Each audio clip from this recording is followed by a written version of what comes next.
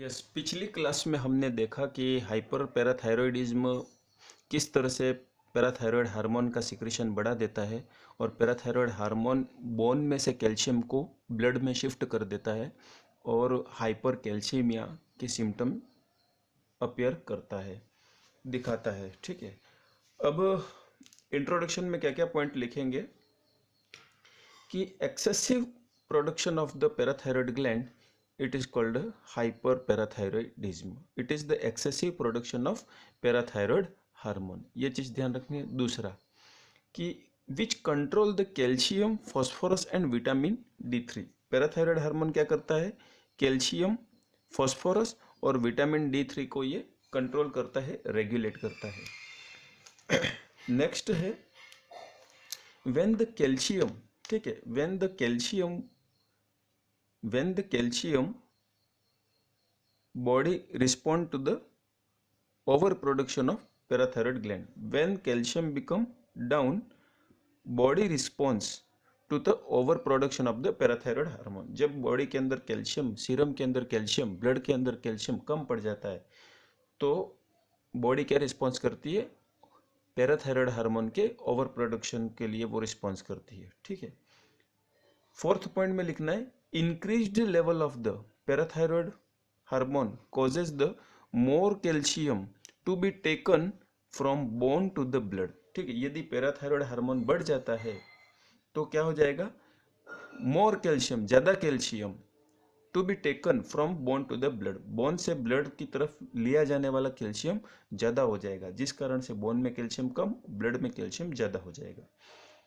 Next point, more calcium absorbed by the intestine, और इससे एक दूसरा प्रभाव क्या पड़ता है कि कैल्शियम इंटेस्टाइन में भी ज़्यादा एब्जॉर्ब होता है। मतलब कि यहाँ पे पैराथायरॉयड हार्मोन जो है दो काम करता है, ये अभी तक हमको समझ में आया। पहला तो ये कि ये बोन से भी कैल्शियम को एब्जॉर्ब करके ब्लड के अंदर डालता है, और दूसरा इंटेस्टाइन के अंदर कैल्शियम के रीएब्जॉर्प्शन को भी ये स्टिमुलेट करता है। ठीक है, इंटेस्टाइन के अंदर कैल्शियम के रीएब्जॉर्प्शन को, ठीक है, जब हम फूड लेते हैं, खाना खाते हैं और वो डाइजेशन प्रोसेस में जाता है, डाइजेशन होने के बाद इंटेस्टाइन क्या करती है? उस फूड पार्टिकल में से कैल्शियम को वापस क्या करती है? रीएब्जॉर्ब कर लेती है ब्लड में। तो ब्लड के अंदर कैल्शियम ये बोन से भी लाके देता है और इंटेस्टाइन से भी लाकर देता है। क्लियर? तो दोनों चीजें बढ़ जाएंगी। Next, when the calcium returns to the normal, जब कैल्शियम रिटर्न हो जाए, ठीक है, सपोज करो किसी पर्सन के अंदर कैल्शियम, ब्लड के अंदर कैल्शियम कम हो गया, तो पैराथायरॉयड हार्मोन क्या करेगा? ब्लड से कैल्शियम को बोन में डाल देगा। जब ब्लड के अंदर कैल्शियम लेवल नॉर्मल हो जाएगा तो पैराथायरॉयड हार्मोन ऑटोमेटिक नॉर्मल हो जाएगा, क्योंकि उसका काम हो गया है, लेवल मेंटेन हो गया है। अब ऑटोमेटिक वो अपना सिक्रेशन कम कर देगा, वो ऑटोमेटिक अपने अमाउंट में कम हो जाएगा। ठीक है, तो when the calcium returns to the normal, जब कैल्शियम कम हुआ था तो पीटीएच रिलीज हुआ था, लेकिन पीटीएच के रिलीज होने से जब कैल्शियम वापस मेंटेन हो गया है तो पीटीएच अब रिलीज होना कम हो जाएगा। ठीक है, पीटीएच प्रोडक्शन स्लो डाउन, और पीटीएच प्रोडक्शन स्लो डाउन हो जाएगा। When calcium returns to the normal, PTH production slow down. When calcium become slow, when calcium become low, PTH become high. When calcium become maintained or normal, PTH become maintained or normal, not will be high. Okay. Next है types. Types को समझने के लिए बहुत simple से भाषा में हम टाइप को समझेंगे कि यदि पैराथायरॉयड ग्लैंड के डिफेक्ट से, एनलार्जमेंट ऑफ पैराथायरॉयड ग्लैंड लिखेंगे। ठीक है, पैराथायरॉयड ग्लैंड का क्या डिफेक्ट होता है? यदि पैराथायरॉयड ग्लैंड का एनलार्जमेंट हो जाए, enlargement of parathyroid gland, parathyroid gland का एनलार्जमेंट यदि हो जाए और क्या हो जाए? इंक्रीज्ड पीटीएच हो जाए, ठीक है, पैराथायरॉयड हार्मोन इंक्रीज्ड हो जाए, तो इस कंडीशन को अपन कहते हैं primary hyper parathyroidism, primary hyper parathyroidism. Clear? Secondary में क्या प्रॉब्लम आती है कि यदि विटामिन डी डेफिशिएंसी हो जाए, क्या हो जाए? विटामिन डी डेफिशिएंसी हो जाए, और विटामिन डी डेफिशिएंसी के होने के कारण से पैराथायरॉयड हार्मोन का स्टिमुलेशन बढ़ जाए, पहला तो खुद पैराथायरॉयड ग्लैंड के एनलार्जमेंट से पैराथायरॉयड हार्मोन एक्टिवेटेड हुआ था, ज़्यादा इंक्रीज हुआ था। अभी क्या हो रहा है, विटामिन डी की डेफिशिएंसी को देखते हुए पैराथायरॉयड हार्मोन एक्सेसिव हो रहा है। तो इस तरह की कंडीशन कहलाती है सेकेंडरी हाइपर पैराथायरॉयडिज्म। क्लियर। और टर्शरी का मतलब यह है कि यदि कैल्शियम कम हुआ उस समय पीटीएच क्या हो जाएगा, हाई हो जाएगा। यदि कैल्शियम कम होता है तो पीटीएच हाई हो जाता है, और पीटीएच के हाई होने से कैल्शियम क्या होगा, वापस नॉर्मल होना चाहिए। कैल्शियम क्या हो जाएगा, नॉर्मल हो जाना चाहिए। कैल्शियम तो नॉर्मल हो जाता है, लेकिन बट पीटीएच जो है वो हाई ही रहता है। पीटीएच हाई ही रहता है, जैसे कि मैंने ये पॉइंट बताया, when calcium become returns to the normal, PTH production slow down हो जाता है ऑटोमेटिक। और यदि स्लो डाउन नहीं हो, ये हाई ही रहे, तो उस कंडीशन को अपन कहते हैं tertiary hyper parathyroidism. Clear. Calcium के कम होने से पीटीएच बढ़ा था, अब पीटीएच क्या करेगा, बोन से कैल्शियम वापस ब्लड में लाएगा, और ब्लड में कैल्शियम मेंटेन हो गया है तो पीटीएच को वापस कम होना चाहिए। अपनी ड्यूटी करने के बाद उसे छुट्टी लेनी चाहिए, लेकिन अपनी ड्यूटी करने के बाद भी वो छुट्टी नहीं लेता है, वो हाई ही रहता है। तो ये कंडीशन पर्टिकुलरली क्या कहलाएगी, टर्शरी हाइपर पैराथायरॉयडिज्म। तो primary hyper parathyroidism, secondary hyper parathyroidism and tertiary hyper parathyroidism. Clear. Next heading हम देखेंगे, causes and risk factors of the hyperparathyroidism। causes and risk factors। Clear. अभी हमने देखा इंट्रोडक्शन, देखा types, देखा डेफिनेशन में आपको नोट्स में अवेलेबल करवा दूंगा। और फोर्थ पॉइंट अपना है कॉजेज एंड रिस्क फैक्टर्स। क्या क्या कॉजेज हैं और क्या क्या रिस्क हैं कि पीटीएच बढ़ जाए। ठीक है, तो इसके कॉजेज है। पहला कॉज मैं आपको बताऊं कि reduced level of low calcium level in blood। Low calcium in blood के अंदर कैल्शियम कम हो जाएगा तो पीटीएच क्या हो जाएगा, बढ़ जाएगा। तो ये इसका एक कॉज हो गया। सेकेंड हम देखते हैं कि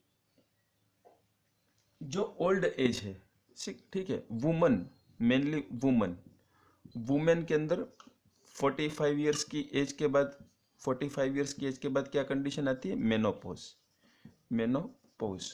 और उसमें क्या होता है, ऑस्टियोपोरोसिस होता है। ऑस्टियोपोरोसिस के चांस रहते हैं, बोन फ्रैक्चर के चांसेस ज़्यादा रहते हैं। ठीक है, ऑस्टियोपोरोसिस।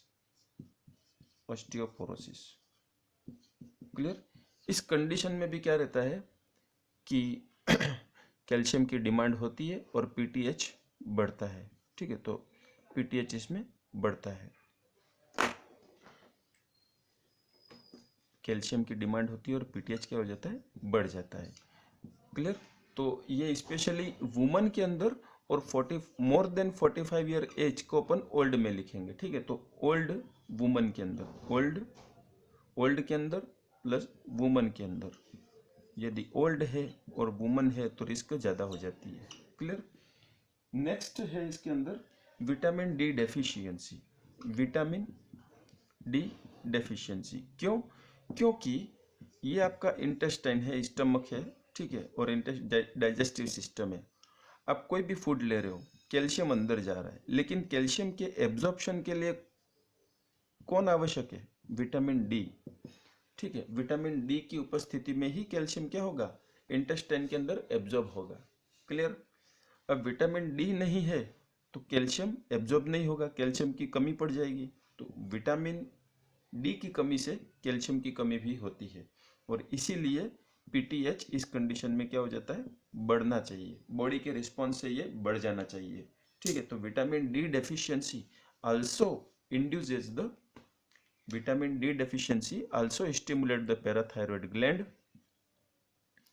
इसको अपन डेफिशिएंसी लिखेंगे। ठीक है, vitamin D deficiency, calciferol deficiency भी कह सकते हैं इसके।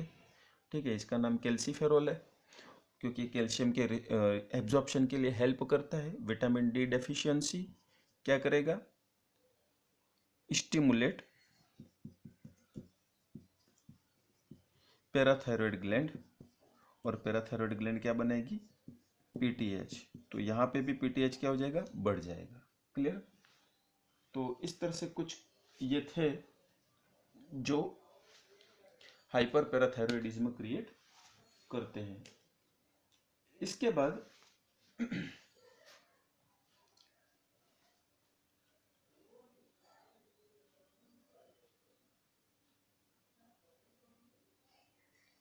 जो लोग लिथियम लेते हैं, ठीक है, लिथियम इनटेकर्स, लिथियम,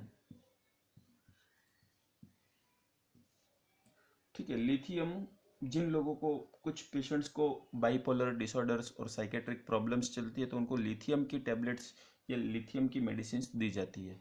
तो लिथियम आल्सो, इसके अंदर भी रिस्क ऑफ लिथियम यूजर में, ठीक है, हाँ यहाँ पे ऐसा लिख लेंगे, लिथियम यूजर्स, जो लिथियम का यूज करते हैं मेडिसिन के लिए, लिथियम यूजर्स में भी risk of hyper parathyroidism is more. Lithium consumers के अंदर भी हाइपर पैराथायरॉयडिज्म की संभावना बढ़ जाती है। तो ये देखिए हमने कॉजेस, ठीक है, ब्लड के अंदर कैल्शियम कम हो जाना, विटामिन डी की डेफिशिएंसी होना, फीमेल होना, ओल्ड एज होना और लिथियम का इनटेक करना, ये सारे क्या हो गए, रिस्क फैक्टर्स। नेक्स्ट लेंगे हम कॉजेज एंड रिस्क फैक्टर्स के बाद नेक्स्ट हेडिंग आती है डायग्नोस्टिक इवेल्युएशन।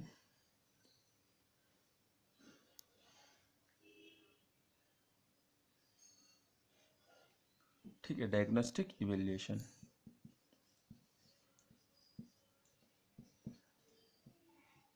या आपको पैथोफिजियोलॉजी समझनी है तो समझ लेते हैं एक बार, pathophysiology, pathophysiology, pathophysiology of hyper parathyroidism. ठीक है, फर्स्ट पॉइंट अपन लिख सकते हैं due to etiological factors, due to etiological factors. Clear. क्या क्या इटियोलॉजिकल फैक्टर होते हैं वो सब आप यहाँ पे लिख सकते हो, such as example hypocalcaemia, calcaemia, ठीक है, या फिर vitamin D deficiency,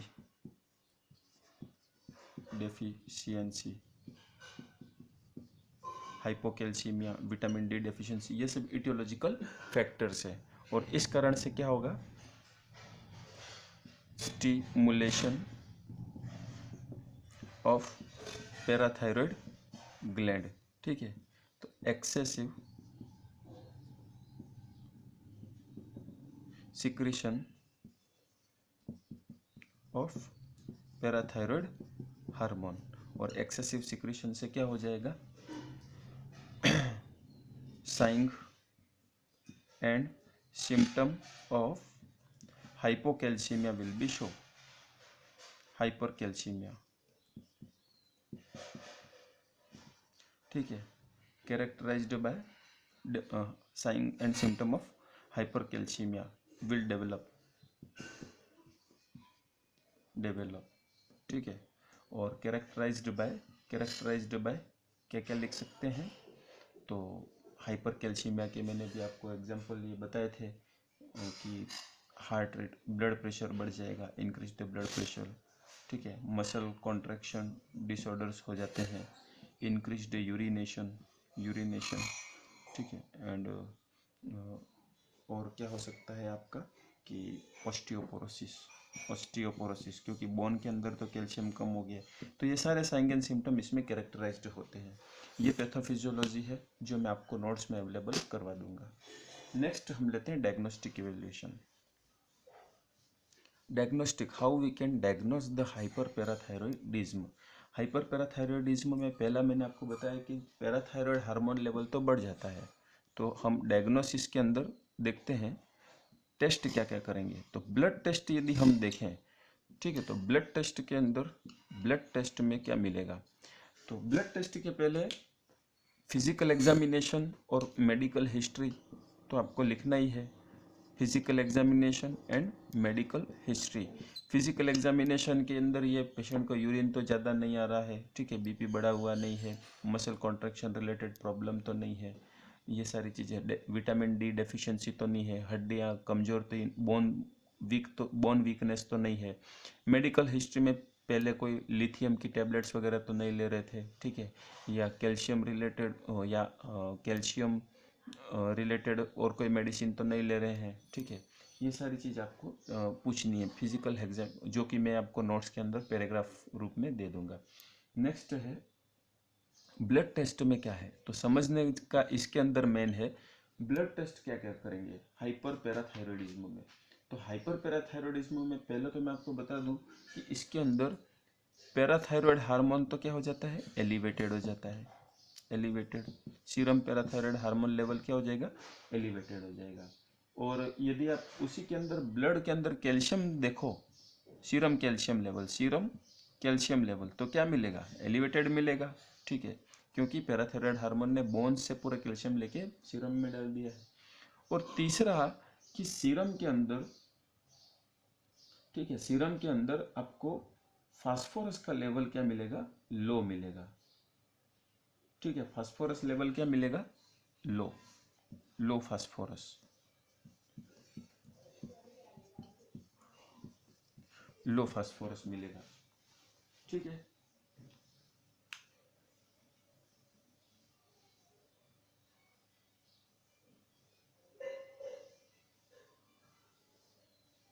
clear.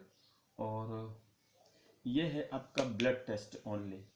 Urine test की बात करें, 24 आवर्स यूरिन टेस्ट करते हैं, 24 आवर यूरिन, ठीक है, 12 घंटे की यूरिन को इकट्ठा किया जाता है, आज 12 बजे से लगा के कल 12 बजे तक, एक एग्जाम्पल बता रहा हूँ, ठीक है, आज 12 से कल 12 तक, तो 24 घंटे की जो यूरिन है उसको एक कंटेनर में कलेक्ट किया जाता है। और 24 घंटे की यूरिन का जो कलेक्शन हो जाता है उसके बाद उसका सैंपल उसमें से निकाल के और उस सैंपल में देखा जाता है कि कैल्शियम कितना है, ठीक है, कितना कैल्शियम किडनी ने रिमूव किया, क्योंकि नॉर्मल बॉडी के अंदर तो कैल्शियम ब्लड के अंदर नॉर्मल रहता है, किडनी नॉर्मल कैल्शियम रिमूव करेगी।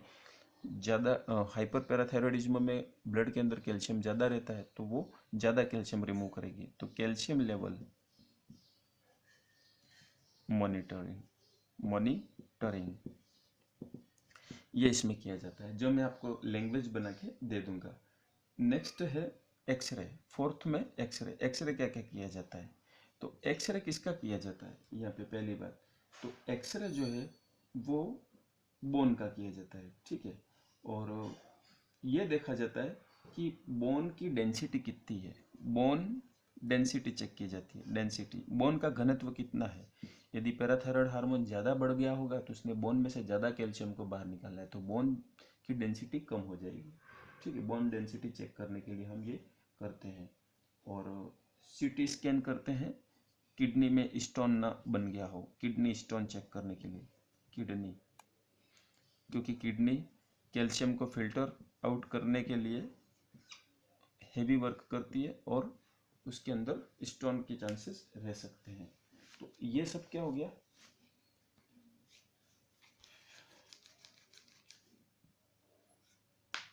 ठीक है, ये सारी चीज़ें, ब्लड टेस्ट हो गया, यूरिन टेस्ट हो गया, एक्सरे हो गया, सीटी स्कैन हो गया, और फिजिकल एग्जामिनेशन और मेडिकल हिस्ट्री हो गया, ये सारी जांचें हैं जो डायग्नोस्टिक इवेल्युएशन करी जाती है। नेक्स्ट वीडियो के अंदर हम देखेंगे management of the hyper parathyroidism. Clear. तो नेक्स्ट वीडियो में कंटिन्यू रहिए और डायग्नोसिस को आप बार बार देखिए, रिवाइज करिए, एक एक जांचें इंपॉर्टेंट रहती हैं, घूम फिरा कर बार बार हाइपोपैराथायरॉयडिज्म में भी यही आएंगी, बस इनकी वैल्यू अपोजिट हो जाएगी, ठीक है, तो ये चीज़ आपको ध्यान रखना है। नोट्स बनाइए, स्क्रीनशॉट ले लीजिए, जो भी चीज़ आपको नोट करने जैसी लग रही है स्क्रीनशॉट ले लो। नेक्स्ट वीडियो में हम देखेंगे मैनेजमेंट ऑफ हाइपर पैराथायरॉयडिज्म।